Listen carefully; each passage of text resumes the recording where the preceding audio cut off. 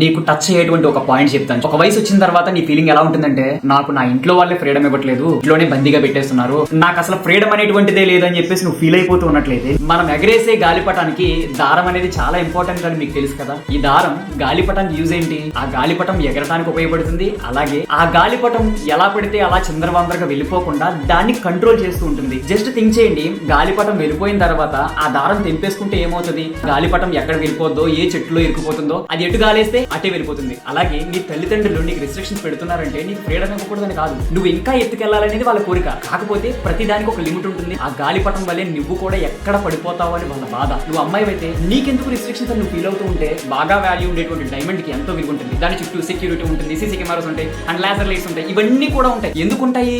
దానికి ఉండేటువంటి విలువ చాలా ఎక్కువ కాబట్టి. తుప్పు పట్టేటువంటి మేకి, రోడ్డు మీద ఉండేటువంటి గొరకరాళ్ళకి ఎవరైనా సెక్యూరిటీ కాస్తారా? నీకెందుకు అంత రిస్ట్రిక్షన్సే అని నువ్వు ఫీల్ అయిపోతూ ఉంటే యువర్ డైమండ్.